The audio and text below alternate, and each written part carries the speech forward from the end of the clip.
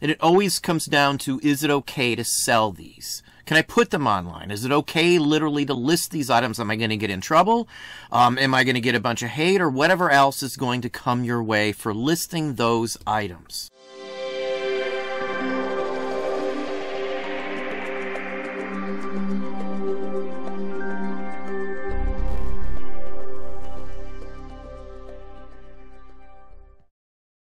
Hey, it's Don. Today we're going to talk about a touchy subject for some folks out there. Now, I had a couple of videos that kind of broached on the same basic topic related to reproductions, replicas, counterfeits, and even fakes. And that elicits a lot of really upset people sometimes. So let's break down the topic on, should you be selling those sorts of items to begin with? Now, the other video was directly related to some counterfeits, some fake reproductions of some items that are worth a lot of money. Now, I'll have a link up here if you want to check out the initial video that this conversation comes from. Now, a lot of people have problems with selling reproductions, things that were designed to look like something else. Every industry has them, no matter what. If you own a car, there are aftermarket parts which are reproductions of the original, many cases by some totally different company, especially the older the car is. If you collect action figures, a large number of the vintage 1970s and before action figures, some of the weapons and accessories are almost impossible to find.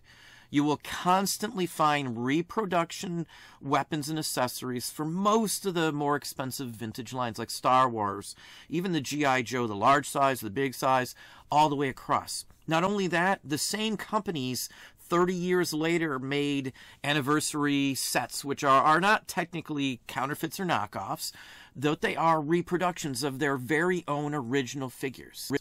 Many times they look identical to the original item. Now, I had another video out about a week ago about some scammer trying to take us. I'll have a link to that one if you're interested in checking out that conversation as well. At the end of the day, the item they tried to scam us on was a reproduction button, a Civil War button, something that would have cost new or original several $1,000s. The reproduction that I sell, I'm clearly listing it as a reproduction. Now, a lot of people took problem with that you shouldn't be selling something as a reproduction at all. Again, there's valid reasons why someone would want one. We sell to museums.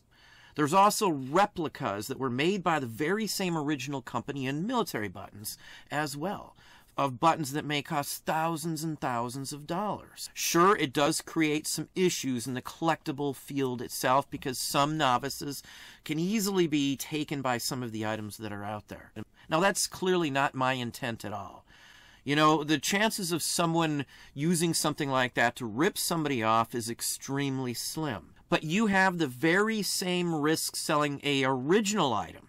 If somebody wants to rip somebody off, they can buy an original. They can make a copy of it, especially like a button or something like that. You can make your own copy of it, cast it at your house very cheaply, go ahead and sell the original piece that you bought to make that from, and then off you go, you've got copies. Now, in the fake video, I showed some Titanic postcards. I showed some Yu-Gi-Oh cards. We have fake Pokemon cards we've, found in bunches of lots. Anything you can think of. Magic the Gathering, there's tons of phony and fake cards. Baseball cards, there's tons of phony and fakes of those. There's even modern-day replicas made by other companies, small companies, one-offs, done in the garage kits and things like that, of action figures that are worth thousands of dollars if you could even find an original. A good example is the firing missile Boba Fett backpack that was advertised if you sent in proof of purchases through Kenner. It's one of the ones that there's only like 10 known examples of. There aren't any that made it past, pre-production unpainted that I'm aware of. But yet you can buy modern day reproductions of that right now to have the rocket firing backpack Boba Fett in your collection. If you just want that figure, you just love the figure, but you can't afford the figure, there's many other ways to get it.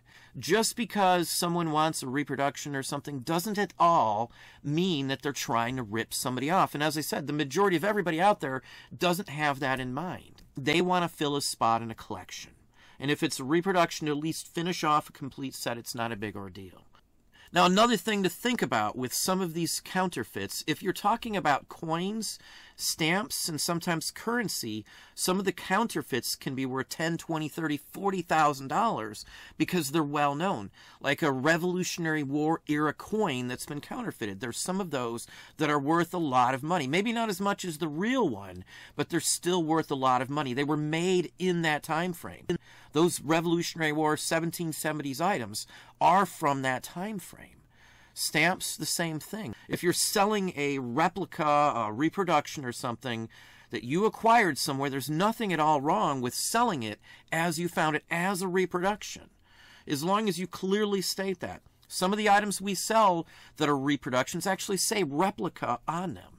In the fake video that I had, you can see some Yu-Gi-Oh cards that literally say replica in the card. Now, most of them don't say that, though. Reproductions of, like, Civil War money or Revolutionary War, a Ben Franklin note or something like that. There's reproductions. There's replicas out there. Some say replicas, some do not. Again, these are items that you can't get any other way. Another thing to think about, if you've got a reproduction of artwork on your wall, that's not the original. That could fool somebody as well at some point, just like anything else in the market. In my opinion, it depends on your specific intent on what you plan on doing. I personally would never knowingly try to even pass something off as real if it wasn't. It's not worth your reputation to begin with. But saying I'm not going to sell thousands of dollars worth of things that fill the need in someone's collection is kind of crazy, because there's a lot of people who want them for legitimate reasons. We sell to museums and historical societies quite often, even some of the reproduction items that display in a case somewhere at a museum as a representation of something. So reproductions and repros and replicas aren't bad in themselves. It's the intent. Yeah, sure, as we said, someone could come on down the line and dirty it up and try to make reproduction look like the real deal.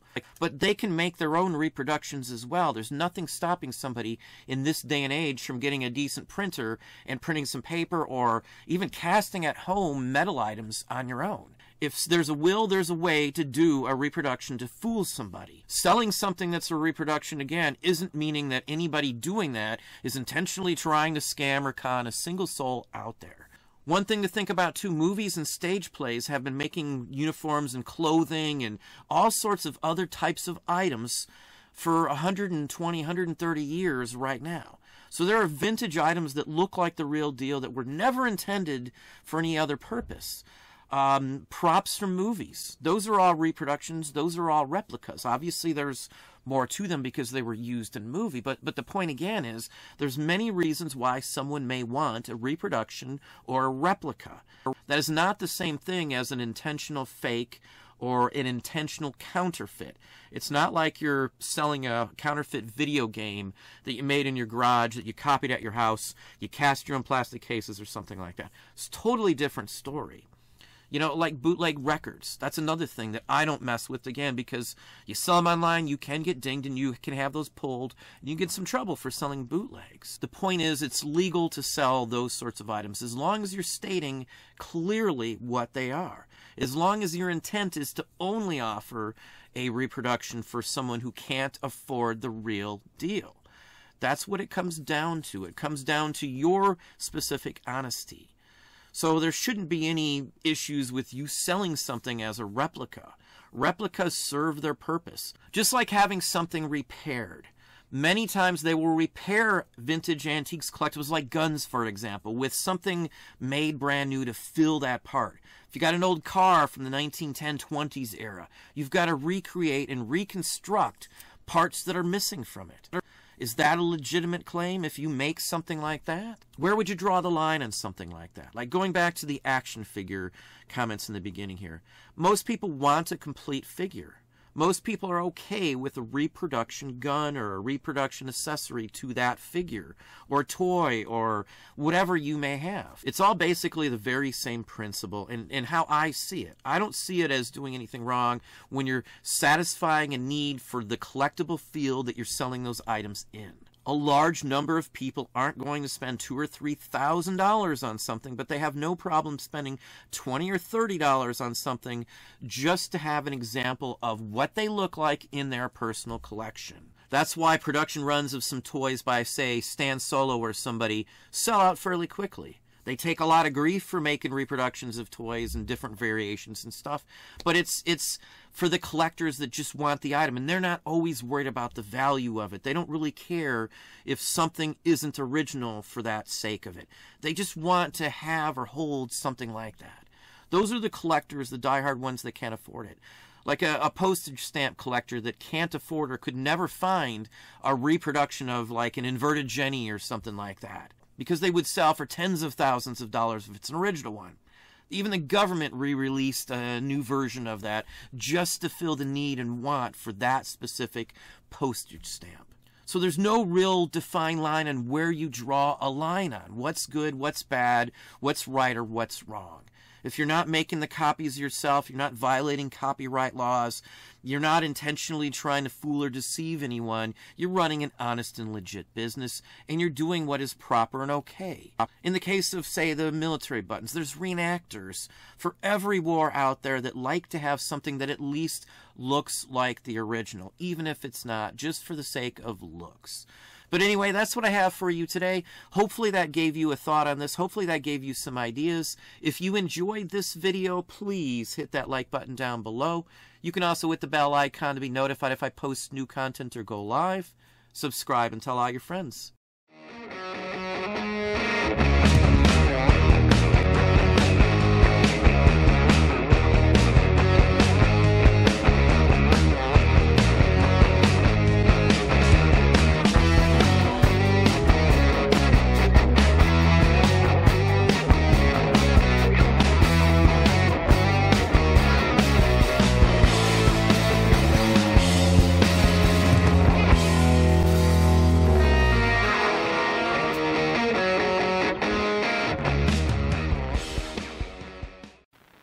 My favorite fancy fruit is fancy pink grapefruit.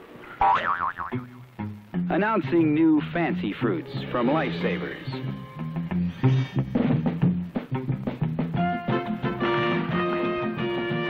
This thing tastes exactly like a fancy fruit apple Lifesaver. Wonder what it's called. Fancy fruits, the candy that doesn't taste like candy.